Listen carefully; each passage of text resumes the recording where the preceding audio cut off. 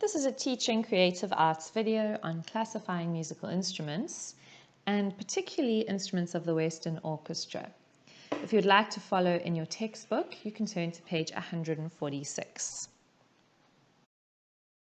So what exactly is an orchestra? An orchestra is a large instrumental ensemble that contains different sections of instruments, so different types of instruments. And the term orchestra derives from the Greek word, and I'm not even going to try to say that, which is the name for the area in front of an ancient Greek stage reserved for the Greek chorus. If you think about the sorts of Greek arenas with a massive semicircle of seats, that space down at the bottom in the middle is what would be reserved for the Greek chorus, and that is where the term orchestra comes from. Orchestras can be different sizes. A full-size orchestra would be about 100 musicians, but they can be smaller, 50 musicians or even fewer. Sometimes the smaller ones are known as chamber orchestras.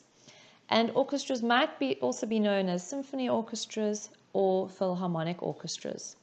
In fact, the orchestra we have in KwaZulu-Natal is called the KZNPO, the KwaZulu-Natal Philharmonic Orchestra. So the orchestra is made up of different sections, and today we're going to talk about these different sections. Let's look at them briefly now in the layout that you would see them on a stage.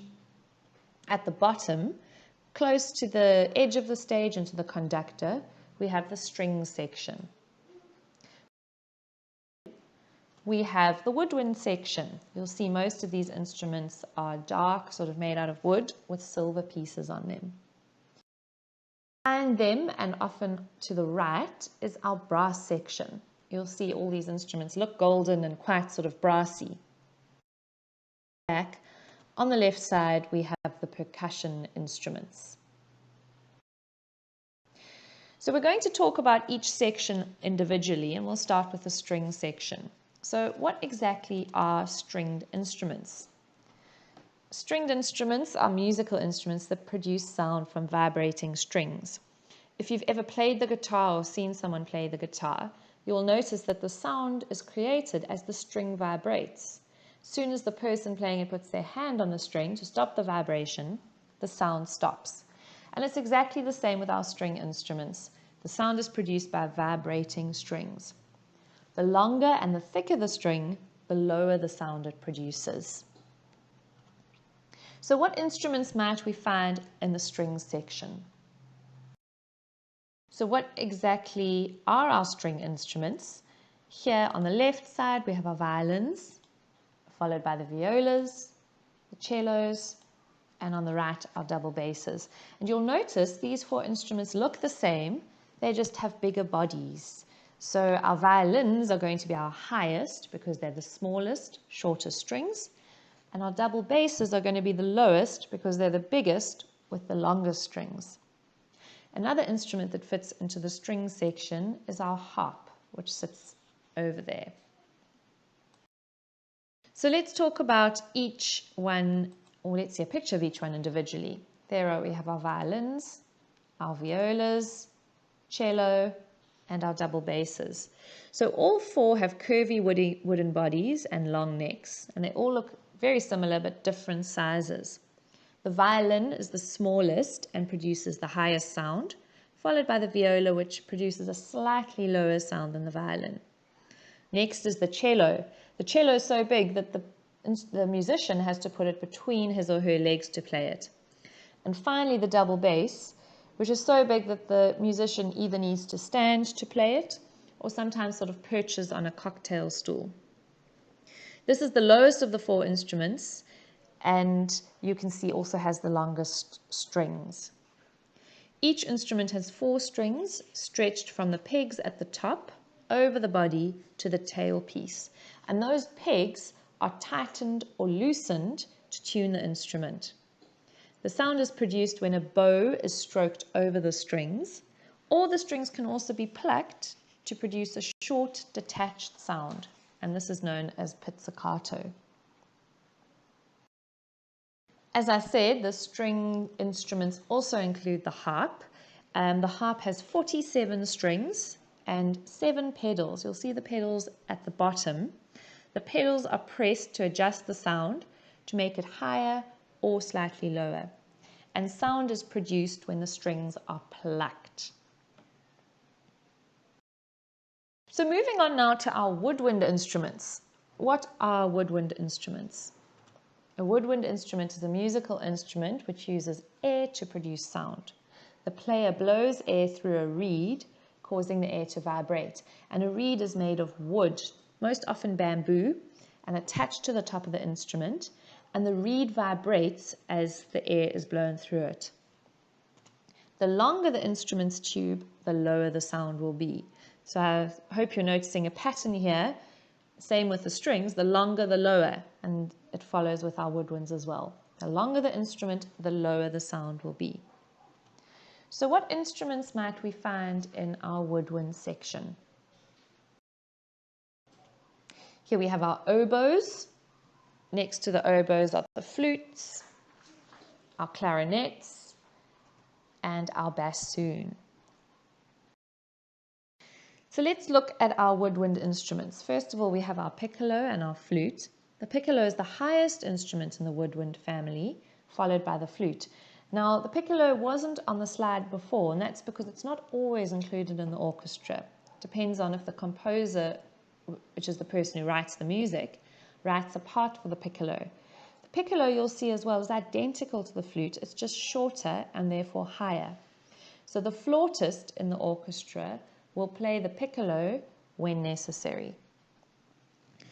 Both the piccolo and the flute are played by blowing air over the hole at the top of the instrument, which is like if you blow air across the top of a glass bottle and you manage to produce a sound. The movement is very similar to the way one would play the flute. Our next two instruments are the clarinet and the saxophone. Now, the saxophone is not normally included in the Western orchestra. It's much more of a jazz instrument, but we've included it here because both of these instruments include a single reed. And we've said a reed is a small wooden insert that is placed at the entrance of the instrument, often made out of bamboo. It's the reed that vibrates to create the sound. Our next two, our oboe and bassoon, have double reeds or 2 reeds. So the reeds are placed against each other, and the vibration is caused as they move against each other. The bassoon, you will see, has the longest tube and therefore creates the lowest sound. All of the instruments have holes in the tubes, and different sounds are created by covering and uncovering these holes with the fingers. And this is what's going to create different pitches in the music. So high notes and low notes. Right, our next section is our brass section. So what exactly are brass instruments? Brass instruments firstly are made from brass, which is a kind of metal. And a brass instrument is a musical instrument whose sound is produced by a vibration of air from the player's lips. To play a brass instrument, the brass players literally buzz their lips together. And the closest thing I can liken this to is playing a vuvuzela. You push your lips together, but at the same time you push air out of the lips. So the lips kind of buzz together. What instruments might we find in the brass section? Our orchestra, we have our trumpet over here. Next to the trumpet we have the trombone, the French horn, and our largest brass instrument, the tuba. Let's look at each one individually. Here we have our trumpet. This is the highest of all of the instruments. That is what the trombone looks like. There's the French horn, and the biggest of all, the tuba. So as we've said, these brass instruments are made of brass, which is a type of metal, and they are long cylinders which have been curled and shaped into different forms to allow the player to hold the instrument. If you look at the French horn, look at how many sort of curls there are in that long tube. And the trumpet also has curls, as does the tuba. So the sound is produced as the air moves along these different tubes. And following on from our rule, the longer the tube, the lower the sound that's going to be created. The sound is produced in these instruments when the player blows through the hole with vibrating lips. And the action of buzzing the lips together is the same for all of these brass instruments. Different pitches are created by the combination of mouth positions and covering valves. You'll see the valves on these instruments. They're most obvious on the tuba. They're the buttons that the musician will press down to create different pitches or sounds. And you'll see them on the trumpet, the French horn, and the tuba. The trombone is slightly different. The different pitches are created by the musician sliding the instrument out or sliding it back in again. So our final section is our percussion section. What exactly is a percussion instrument? A percussion instrument is a musical instrument that is sounded by being struck or scraped by a beater, or struck, scraped or rubbed by a hand, such as a drum, or struck against a similar instrument, which might be like a cymbal. When we play the cymbals, we have two identical instruments that we bang together. Percussion instruments can be melodic or non-melodic. So what do we mean by this? A melodic instrument is able to create different pitches and can create a melody. And examples here might be the xylophone or the piano. Non-melodic percussion instruments are not pitched, so they're not tuned and there's no definite pitch for them. For example, a drum or a tambourine. What percussion instruments might we find in the orchestra? Well, in this orchestra we have cymbals, we have timpani, which is this collection of kettle drums, and we have a piano. Now the percussion section in an orchestra is always going to be different. It depends on the instruments that the composer wanted to be played in the percussion section. So sometimes you might see a tambourine, sometimes you might see a triangle. It really depends on what the composer wanted. At our melodic percussion instruments, we said we have the piano and we have the xylophone as examples. There are others as well. The piano, the sound is created by a hammer that knocks on the strings that are inside the body of the piano. That's why it's a percussion instrument, because the hammer hits against the strings. In the xylophone, the way that the sound is created is by the musician hitting the wooden blocks with a beater or some kind of a stick. And that is why it is also a percussion instrument, because the action of the person playing involves hitting down on the wooden blocks. There are many non-melodic percussion instruments, and we'll just look at a couple of them. They can be classed into a variety of subcategories. If we look at wooden percussion instruments, here we have the two sticks, which are known as claves. Those are knocked against each other to create a sound. And we have the castanets, which are also knocked against each other to create sound. Other wooden percussion instruments might be a wooden block or any kind of stick that's used.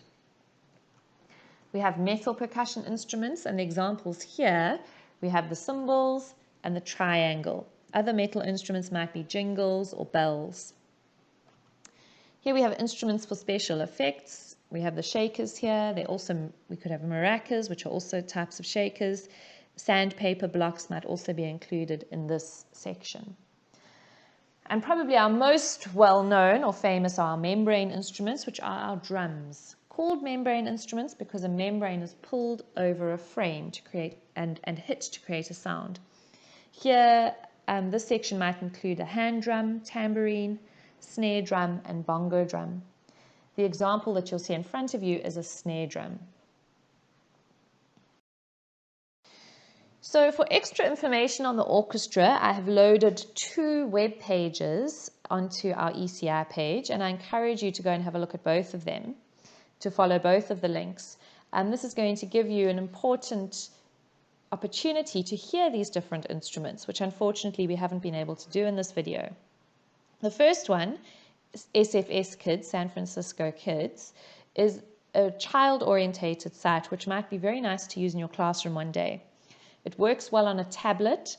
It's very interactive. You click on the different sections and you can hear the different instruments. They give examples of different pieces of music that might include the instrument, and they have the examples right there. So that's very nice and child-friendly. The second website, the Philharmonia, is more adult. But what's nice about this one is you can watch a little video on each of the orchestral instruments, and you can hear the instrument being played, and you can hear the musician talking a little bit about the instrument, so giving you some information. In KwaZulu-Natal, we're extremely lucky to have the KZNPO, who travel around the province doing concerts at schools. So the KZNPO is strongly committed to education and development through a three-pronged approach, offering arts exposure, skills training, and performance opportunities. The orchestra reaches thousands of school children annually through its ongoing school concerts. So when you are a teacher one day, I urge you to be in touch with the education officer and to invite the KZNPO to your school. It is a wonderful experience for children to be able to hear an actual orchestra play, and they do wonderful, wonderful educational programs for children.